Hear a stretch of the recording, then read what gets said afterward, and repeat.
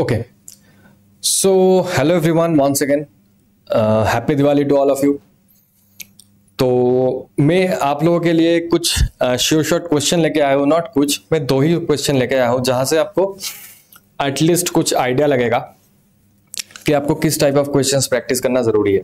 ठीक है, ये जो क्वेश्चन है ना, this question is based upon what?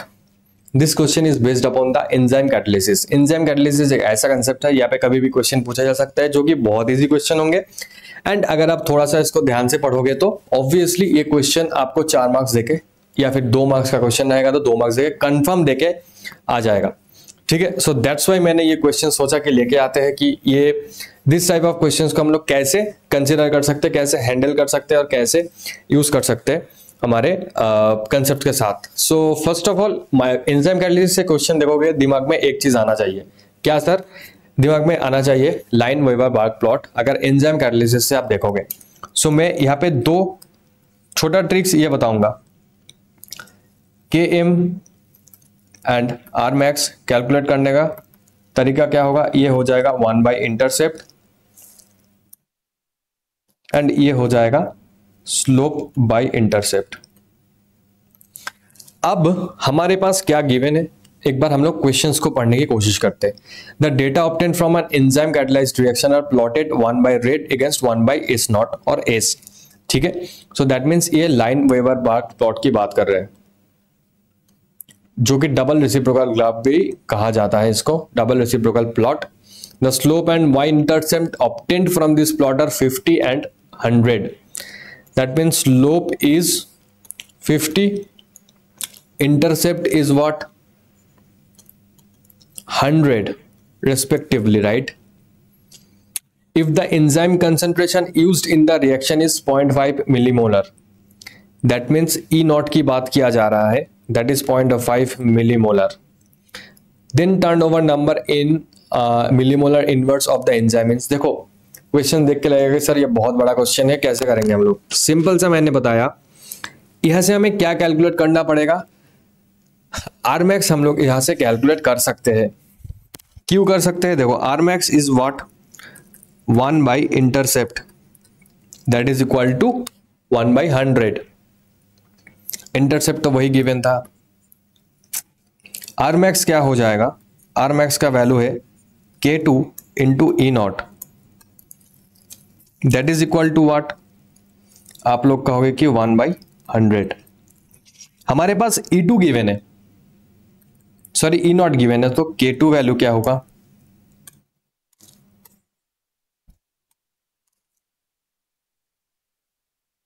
यहां पे दिखाता हूं मैं, या फिर यहां पे दिखाता हूं, चलो।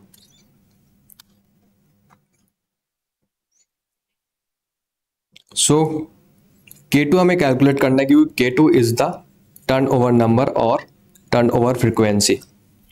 याद होगा आपको? याद होगा। सो K2 कैलकुलेट करना है तो क्या करना पड़ेगा? 1 by 100 into 0.5, that means what? Half 50, ये हाफ है, 50 है, 1 by 50 that is equal to 0.02। Yes और नो? आंसर क्या होगा? Option number 1। It is as simple as that. ये क्वेश्चन आपको जरूर 2 से 4 मार्क देके जाएगा। So that's why we have to read this concept carefully, जहां से आपको इजीली कैलकुलेट हो सकता है, आंसर मिल सकता है। ओके, क्लियर है? क्लियर है? बताओ बताओ बताओ। क्लियर है तो फिर से मैं यही कहूंगा, आप लोग एक बार कमेंट बॉक्स पे जाना और बताना कि सर हमें इस टॉपिक के ऊपर भी ऐसे टाइप ऑफ क्वेश्चंस लेके आइए। मैं जरूर आपसे जानना चाहूंगा कि आप लोग किस टाइप ऑफ कंसेप्ट देखना चाहोगे, किस टाइप ऑफ क्वेश्चंस आप लोगों को ज्यादातर कंफ्यूज कर देते हैं। तो ये जब तक आप लोग कमेंट करके नहीं बताओगे तब तक हमें पता नहीं चलेगा। तो प्लीज प्लीज प्लीज आप कमेंट, अगर देख रहे हो इस वीडियो को तो कमेंट बॉक्स पे जाके जो भी चीजें दिमाग में आते हैं प्लीज जरूर कमेंट करके बताना और अपने दोस्तों के साथ शेयर तो जरूर करना। ठीक है, this is very much important कि आपके दोस्तों के साथ भी शेयर करो ताकि वो लोग भी कमेंट करके बता पाए कि यस सर मुझे ये वाला चीज चाहिए। तो मैं और एक क्वेश्चन लेके आया हूं, this is from the Arrhenius equation. This is also one of the important topic from the chemical kinetics, क्या reaction with activation energy, very sorry for that, activation energy 20 RT at 298 Kelvin has a rate constant is given at the same temperature. If temperature increases by 25 Kelvin, the rate constant will be what? Temperature increase हुआ है 25 kelvin में, rate constant हमें क्या देखने को मिलेगा? इस question को हम लोग कैसे कर सकते हैं? क्या हमारे पास इस क्वेश्चन को टैकल करने का कोई तरीका है? क्या लगता है, बताओ? थोड़ा सा सोचो। ठीक है सर, एक चीज तो हमें पता है कि इतना तो हमें पता है, that is equals to E raise to the power minus A by R T. क्या यहां से हमें चीजें पता चलेगा, कर सकते हैं हम लोग? क्या लगता है?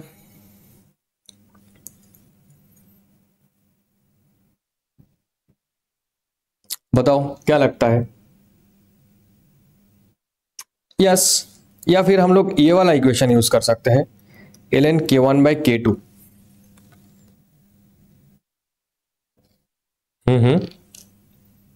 क्योंकि रेट कांस्टेंट ही तो पूछा गया है ना, तो ए तो हट जाएगा, ln a तो हट जाएगा। क्या आएगा हमारे पास? ई ए बाई आर, यहां पे आएगा 1 by T1 minus 1 by T2। Yes, तो बस आपको वैल्यू पुट करना है। क्या वैल्यू पुट करना है सर? T1 तो 273 केल्विन है, sorry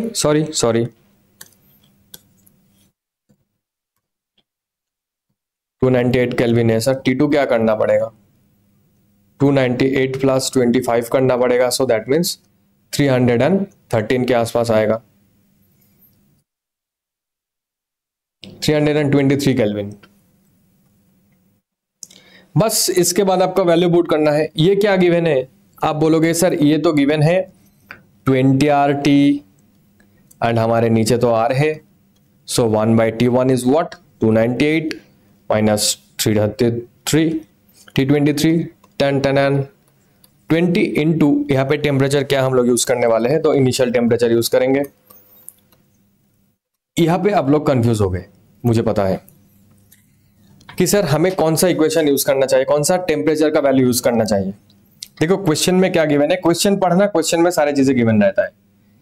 20 RT is the activation energy at 298 kelvin. So यहाँ पे एक्टिवेशन एनर्जी जब हम लोग यूज करेंगे ना, R तो यूज करने की जरूरत नहीं है, लेकिन 298 आपको बिठाना पड़ेगा वहां पे। और ln K2 वैल्यू हमें कैलकुलेट करना है and rate constant K1 is given.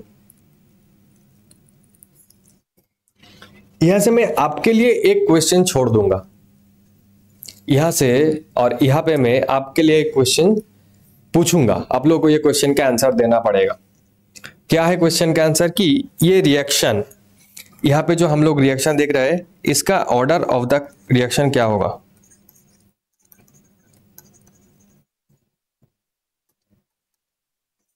ये हमें कैसे पता चलेगा? ये क्वेश्चन आपका होमवर्क में होगा, जरूर इसका ऑर्डर ऑफ द रिएक्शन जो है ये कमेंट बॉक्स पे कमेंट करके बताना। एंड इसको ही अगर आप सॉल्व करोगे, आंसर क्या आने वाला था, इसको अगर आप सॉल्व करोगे, काइंडली सॉल्व करके देखना, K2 का वैल्यू आएगा 9.9 into 10 raise to the power minus 3 second inverse. Option number D हो जाएगा करेक्ट आंसर। ठीक है, ये हो जाएगा हमारे पास करेक्ट आंसर। ओके, सो आपके लिए मैं ये दो क्वेश्चन लेके आया था। ये जो क्वेश्चन है, ये क्वेश्चन काफी ज्यादा यूजफुल होते हैं, स्पेशली एक्टिवेशन एनर्जी से।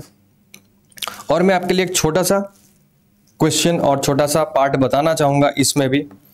ये पार्ट क्या है कि अगर हमारा जो pre exponential factor is dependent upon the temperature E raise to the power minus A by R T, ये अगर होते हैं तो तब एक्टिवेशन एनर्जी क्या होएगा हमारे पास? अगर हमारे पास pre exponential factor is dependent upon the T होते हैं तो T raise to the power M to be precise, मतलब कुछ पावर में अगर प्रेजेंट है, कुछ पावर में अगर ये डिपेंडेंट है, तो ये चीज ध्यान रखना, एक्टिवेशन एनर्जी जो मिलेगा that is equal to E0 minus m into R T, T के पावर में जो प्रेजेंट होगा वो ये आ जाएगा हमारे पास एक्टिवेशन एनर्जी का फॉर्मूला। ठीक है, ये कैसे सॉल्व किया जाता है, ये इक्वल्स टू सॉल्व किया जाता है, एक जनरल इक्वेशन है R T square D D D D T of L N K, ये करके। सो इसका आप डिफरेंशिएशन ले लो।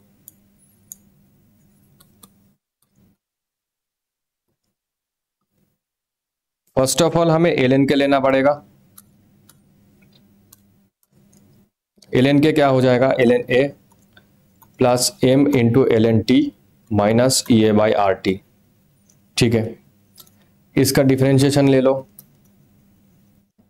ये जीरो हो जाएगा, एम बाई टी हो जाएगा minus E A by R, T square minus minus plus हो जाएगा यहाँ पे।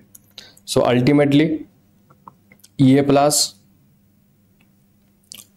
ये कंसीडर करो, या फिर यहाँ पे इसको ई जीरो कंसीडर कर सकते हो। थोड़ा सा मैं इसको E zero plus M R T divided by R T square. अब इसको इसी इक्वेशन पे पुट करके देखो, इसी वैल्यू को,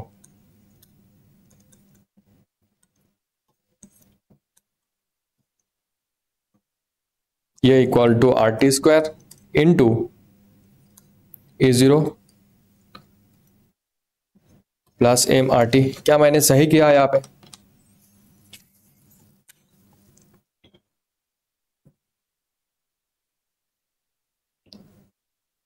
यस, आई थिंक सही किया। तो यहाँ पे आपको पॉजिटिव साइन लगाना पड़ेगा, divided by are T square, cancel out कर दो। सो क्या हो जाएगा, सो अगर हमारे पास प्री एक्सपोनेंशियल फैक्टर इफ